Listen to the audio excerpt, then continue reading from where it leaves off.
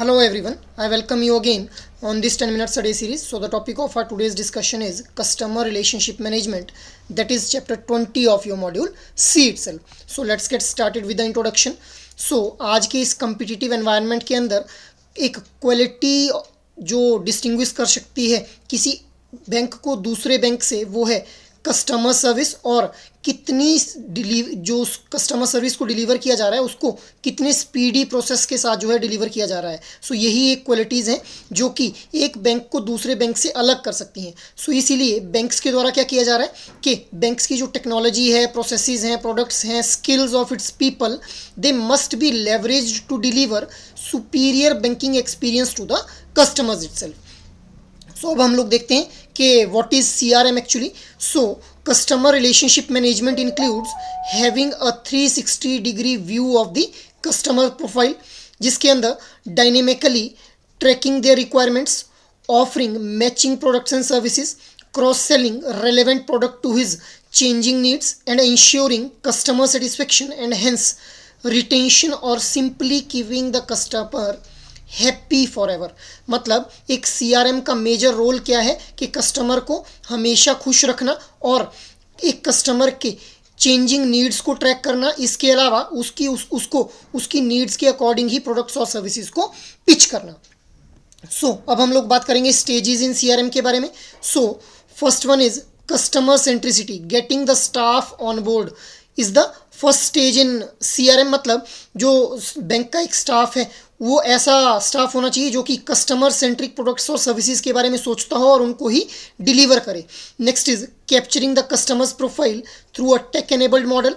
Next stage is create a 360 degree view of the customer, creating information buckets and profiles. मतलब इसी को हम लोग क्या बोल देते हैं, पहले मैंने आप लोगों को लास्ट सेशन में बताया, प्राइस बंडलिंग के नाम से इसको हम नाम देते हैं, जहाँ पे मल्टीपल प्रोडक्ट्स की जो है वो बकेट बनाई जाती है depending upon the profile of the customer. Offering the products to the customer based on the information bucket with the right pricing. Next is providing the right sales and services processes, minimise response time to the customer inquiries, tracking customer on the dynamic basis, establish healthy relationship based on the comprehensive profile. So ये सभी stages जो हैं वो part बनती हैं CRM का. मतलब CRM के थ्रू इन सारी स्टेजेस को जो है वो क्रॉस करना पड़ता है, तभी हम अल्टीमेटली कस्टमर को जो है वो सेटिस्फेक्शन प्रोवाइड करवा सकते हैं. सो अल्टीमेट एम जैसा हम लोगों ने देखा कि कस्टमर सेटिस्फेक्शन रहता है CRM का. So these are the various stages जिनके थ्रू कस्टमर सेटिस्फेक्शन को अचीव किया जा सकता है. मूविंग अहेड, अब why there is a need of CRM. So there is need to increase the operational efficiencies, we need the CRM. Next is need to derive more value from the employees. अब एक effective ERM जो है that can improve information available to staff for better customer satisfaction. क्योंकि CRM एक ऐसा database है जहाँ पे सारे कंज्यूमर्स का अलग अलग डेटा का मतलब क्या है, पर्सनल डेटा, प्रोफेशनल डेटा, और इसके अलावा फिनेंशियल ट्रांजैक्शन से रिलेटेड डेटा, सारा डेटा जो है यहाँ पे स्टोर करके रखा जाता है. Next is increasing competition in the retail banking. अब रिटेल बैंकिंग में जैसे जैसे कंपटीशन बढ़ता जा रहा है तो CRM जो है वो बहुत ही इंपॉर्टेंट हो जाता है, so that right product pricing services and satisfied customer for the retention itself.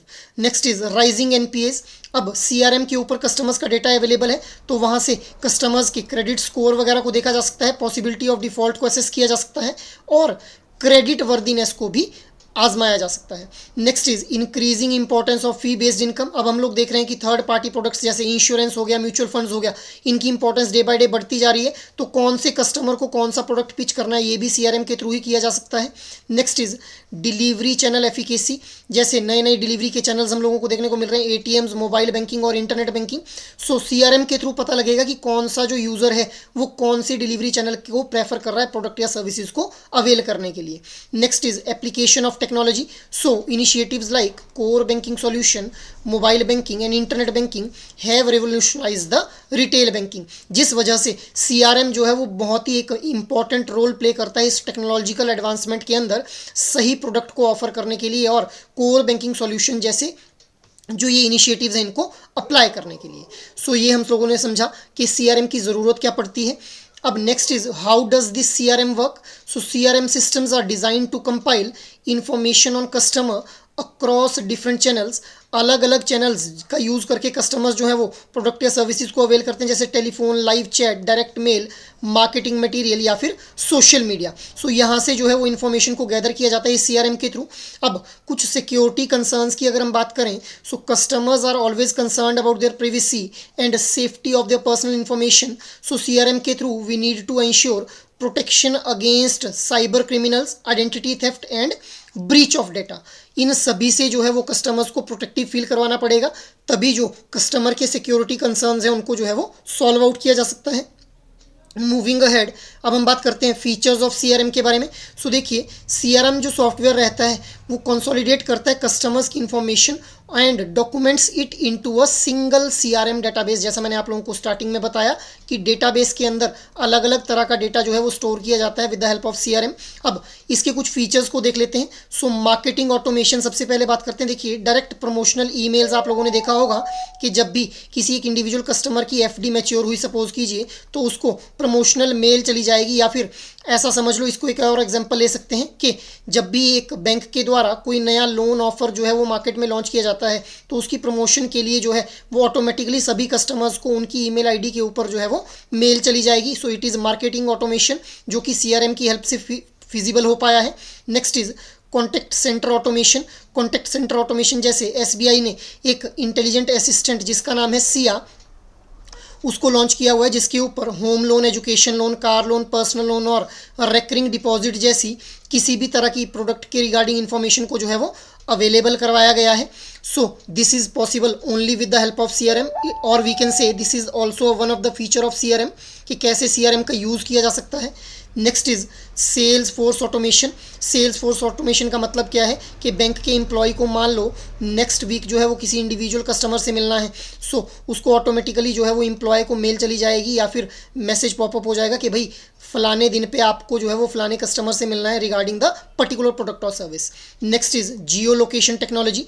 So marketing campaign based on the location.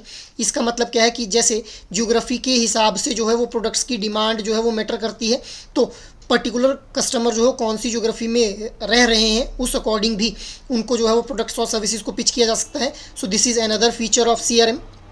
Moving ahead, अब हम बात करते हैं इम्प्लीमेंटेशन एस्पेक्ट के बारे में.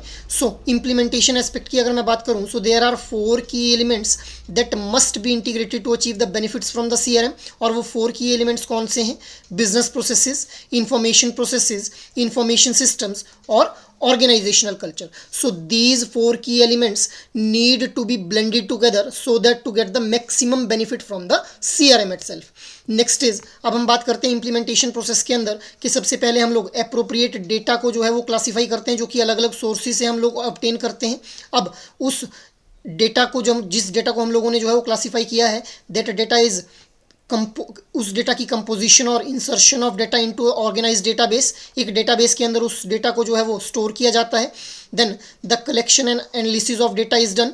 अब जो एनालिसिस हम लोगों ने, जो एनालाइज डेटा हमारे पास आया, उस डेटा के थ्रू जो भी इंफॉर्मेशन हम लोगों ने डिराइव आउट की, उस इंफॉर्मेशन को डिसेमिनेट किया जाएगा to the various component of the organisation, जैसे support team, selling team, marketing team और मैनेजमेंट टीम को उसको दिया जाएगा. जो भी उनसे पर्टिकुलर रेलिवेंट इंफॉर्मेशन है वही उनके तक पहुँचाई जाएगी. अब हम लोग बात करते हैं बेनिफिट्स के बारे में. सो देखिए, CRM के through customer satisfaction is the uttermost benefit that we are driving. इसके अलावा क्रॉस सेलिंग पोटेंशियल जो है बैंक्स के लिए बढ़ जाता है. It enhances the operational efficiency of the bank. Helps to take on competition, मतलब कंपिटिटर्स जो हैं वो किस तरह के प्रोडक्ट्स या सर्विसेज को ऑफर कर रहे हैं, उनके कंपटीशन में हम लोगों को कैसे अपने प्रोडक्ट को ऑफर करना है, ये भी जो है वो CRM की हेल्प से पता किया जा सकता है. It helps to understand customer lifetime value through structured database, helps in cross selling its products, improves customer service, helps to manage multi-delivery channels in a better way to maintain uniform service standards across the channels. It results in better relationship marketing as customer segments are better targeted based on the data available in the CRM. क्योंकि हम लोगों को CRM के अंदर जो है वो एक काफ़ी अलग अलग तरह का डेटा देखने को मिलता है, तो इससे हम लोग बेटर रिलेशनशिप को मैनेज कर सकते हैं. इसके अलावा CRM has emerged as a popular business strategy in today's competitive environment. It is the discipline that enables banks to identify and target the most profitable customers. सो ये हम लोगों ने बेनिफिट्स के बारे में समझा. Now Try to answer out this question in your comment box. Why is there a need for a CRM in the bank? Your options are: need to increase operational efficiency and to derive more values from employees, the increasing competition in retail banking, the increasing importance of fee based income, या फिर option D, that is all of the above. So what should be the right answer for this question? Try to answer out in your comment box. अब last session में मैंने आप लोगों से पूछा था what is the maximum limit of exposure for a bank in case of co-lending. So the right answer for this particular question will be 80%, क्योंकि हम लोग देख पाते हैं कि को लेंडिंग के केस में जो बैंक्स हैं वो मैक्सिमम 80% देंगे, और जो मिनिमम जो एक्सपोजर लिमिट एक NBFCs के लिए रखी गई है that is being kept as 20%. So ये हम लोगों ने लास्ट सेशन में समझा था. So that is all for today's discussion. अगर ये सेशन आप लोगों को अच्छा लगा हो तो इस सेशन को लाइक, शेयर और सब्सक्राइब कर लें, और अगर आपकी कोई भी क्वेरी हो तो you can mail us on hello@edutap.co.in. जय हिंद.